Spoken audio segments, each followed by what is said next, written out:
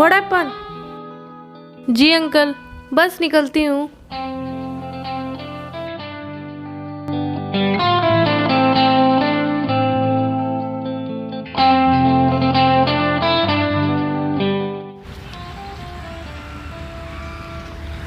Hello,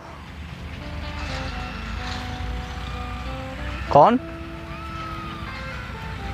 कौन राज? मैं किसी राज को नहीं जानता। What happen? Okay okay okay, मैं भी निकलता हूँ।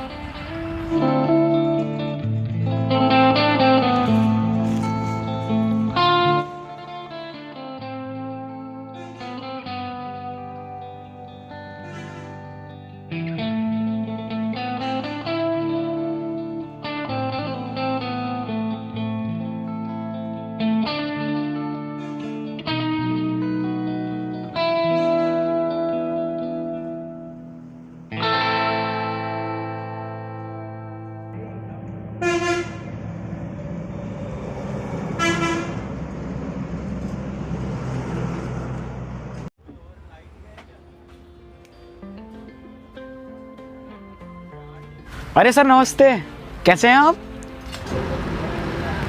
नमस्ते नमस्ते। बेटा मैंने पहचाना नहीं। सर क्या आप मुझे भूल गए? आपने 10th में मुझे इंग्लिश पढ़ाई है। अच्छा अच्छा, याद आया। इतने सारे बच्चों में कुछ के चेहरे याद रहते हैं, कुछ के नहीं। अच्छा सर, आपके वो बेस्ट फ्रेंड कहाँ पर हैं जो अक्सर आपसे स्कूल में मिलने आया करते थे? क्या नाम था सर उनका? जॉगी की बात कर रहा है तू? हाँ सर वही, बड़े हंसमुख हैं वो भी इसी शहर में है, आना उससे कभी मिलने। अच्छा सर नमस्ते, चलता हूँ। ठीक है भाई, नमस्ते।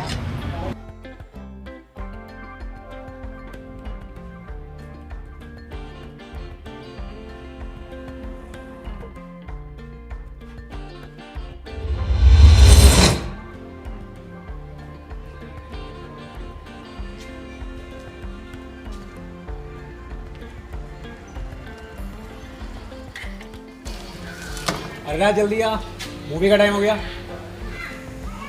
अभी रुक, 5 मिनट आया।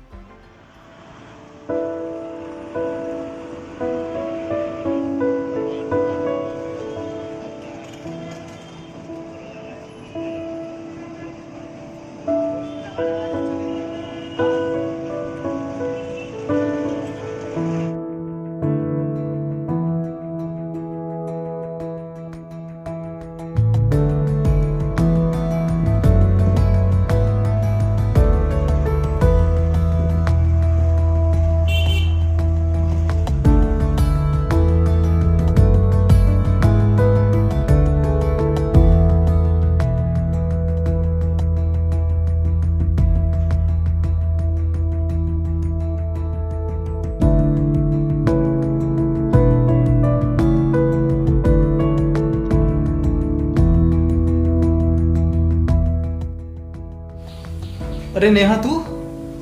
अरे भैया, आप यहाँ कैसे? आपको भी राज अंकल ने कॉल किया था क्या? हाँ किया था। चल इस बहाने से तू अपने घर तो आई। हे, जैसे आप तो रोज ही आते थे।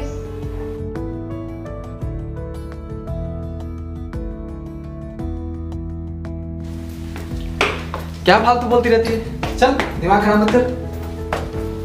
दिमाग आपके पास हो तब ना।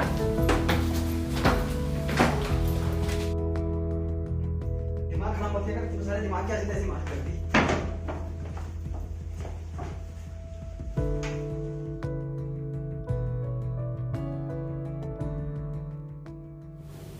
अरे ये यहाँ कैसे आया? ये तो मैं लेकर आई थी।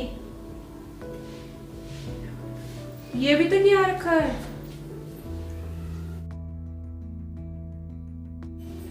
अरे बैठ जा, बस बैठ जा।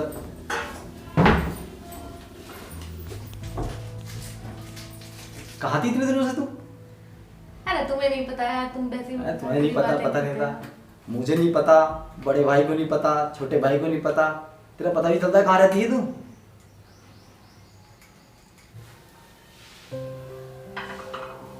अरे चुप हो जाओ तुम दोनों। अरे अब तो कुछ पल शांति से जीने ले दो। अरे भैया आप, अरे आप तो कहीं चले गए थे। बस पल भर का किस्सा थी ये तेरी मेरी कहानी। तुमने हंसकर जी ली क्योंकि वक्त की थी तुम पर मेहरबानी। भैया आपके अंदर का शायर अभी भी जिंदा है? चलो कम से कम तुम्हें लगा तो कि मुझ में अब भी कुछ जिंदा है। अब तुम दोनों की बातें हो गई हो तो बैठ के अपनी बातें कर लें कुछ। अरे राज अंकल तो बोल रहे थे कि आप घर छोड़कर चले गए। राज अंकल ने फोन किया तो तुम दोनों दौड़े चले आए। और 15 साल से तुम्हारा बड़ा भाई क्या है, कहाँ है, किसी ने कोई खबर नहीं ली। क्या लगता है तुमको? अरे क्या लगता है तुमको, कौन किसको छोड़ के चला गया? भैया हमने सोचा जब आप भी घर छोड़कर चले गए हो तो माँ अकेली कैसे घर रहेगी। माँ? अच्छा, तो तुम लोगों को याद है कि तुम्हारी एक माँ भी है। अरे क्यों याद नहीं रहेगा, आखिरकार माँ है वो हमारी। माँ? माँ मत कहो तुम उसे अपनी, तुम उसको माँ कहने लायक नहीं हो। अरे अनाथ हो तुम, अनाथ। तुम्हारी कोई माँ नहीं है, दोनों अनाथ हो तुम। माँ तो सिर्फ मेरी है। तुम दोनों जियो अपनी जिंदगी।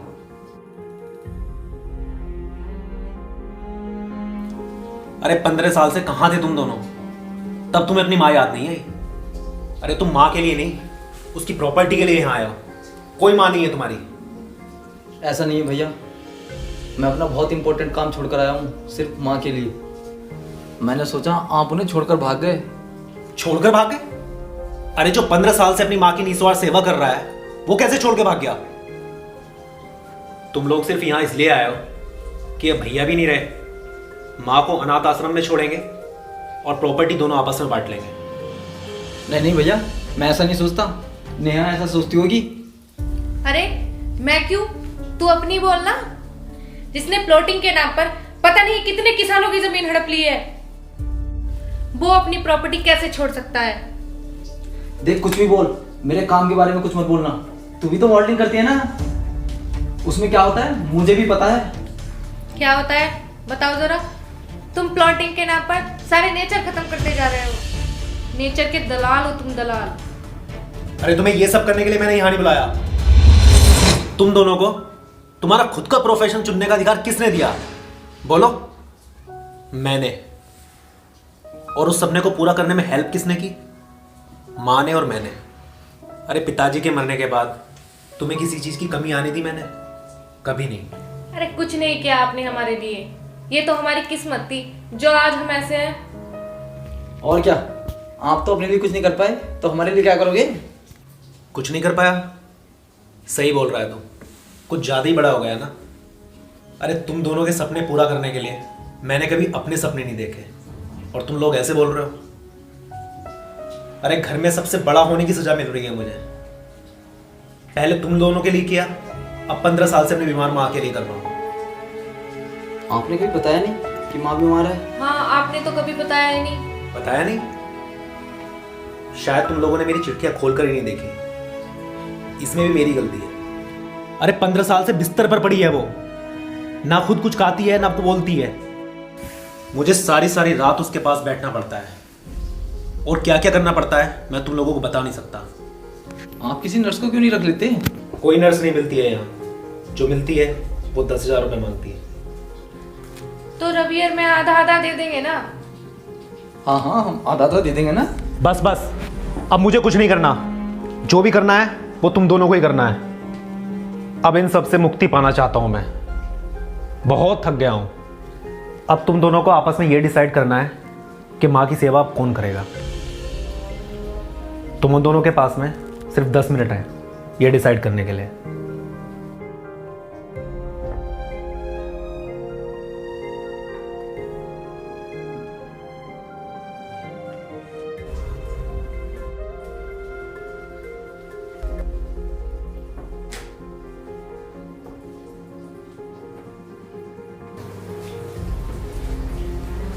अरे भैया एक काम कर लो ना, आप ही रुक जाओ ना।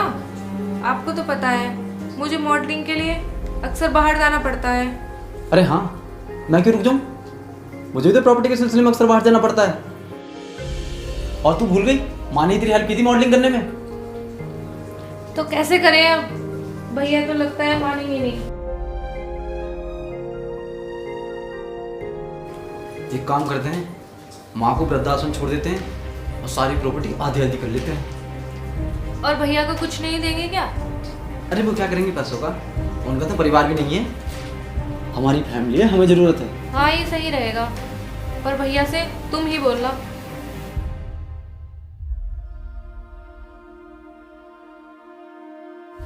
अगर तुम दोनों ने डिसाइड कर लिया हो तो मैं चलूं?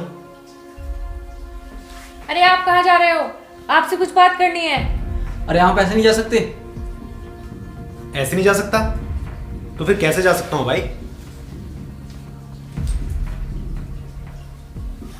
अरे हम माँ से ही पूछ लेते हैं ना कि वो किसके साथ रहना चाहती है। खबरदार, तुम दोनों से कोई भी अपने माँ के कमरे में गया तो तुम दोनों में से कोई भी इस लायक नहीं है। पहले ये डिसाइड हो जाए कि माँ किसके साथ रहेगी। भैया हम सोच रहे थे कि माँ को वृद्धाश्रम में छोड़ आते हैं। वैसे भी अब आप माँ की सेवा करने के लायक तो रहे नहीं। क्या वृद्धाश्रम? तुम्हें बोलते शर्म नहीं आई? पिताजी के मरने के बाद माँ भी तुम्हें अनाथ आश्रम में छोड़ सकती थी, लेकिन उसने ऐसा नहीं किया ना, क्योंकि उसने तुम्हें पैदा किया था और तुम्हें पढ़ाने लिखाने में, इस मुकाम तक पहुंचाने में उन्होंने और मैंने कितनी मेहनत की है पता है तुम्हें? तू क्या बोल रहा है कि मैं माँ की सेवा करने के लायक नहीं रहा? अरे 15 साल से मैं माँ की सेवा कर रहा हूं। क्या यह सिर्फ बड़े बेटे का फर्ज है? छोटे बेटे का कुछ भी नहीं है या बेटी का कुछ भी नहीं होता? अरे बंद करो ये डायलॉगबाजी, हमें माँ से पूछने दो। अब इसका कोई फायदा नहीं है रवि। माँ को मरे हुए तो 1 साल हो गया और तुम दोनों के लिए तो वो 15 साल पहले ही मर चुकी थी। क्या माँ मर गई? आपने हमें बताया क्यों नहीं? बताया तो इसलिए नहीं क्योंकि वो तुम्हारी माँ थी ही नहीं। और ये सारी प्रॉपर्टी किसके पास गई? प्रॉपर्टी बस प्रॉपर्टी। अरे वो सारी प्रॉपर्टी, अपने सारे घर के जेवर, सारा सामान अपने जीते जी एक ट्रस्ट के नाम कर गई, जिससे तुम दोनों को उसके मरने के बाद भी कोई तकलीफ ना हो। और ये घर भी ट्रस्ट के नाम है। बस कुछ ही देर में वो लोग आते ही होंगे इसे खाली करवाने। बस मैंने उनसे 1 साल की मोहलत मांगी थी, बस 1 साल के रहने के लिए। आज वो भी खत्म हो गई। मैंने तो अपना इंतजाम कर लिया है, अब तुम अपना इंतजाम देख लो।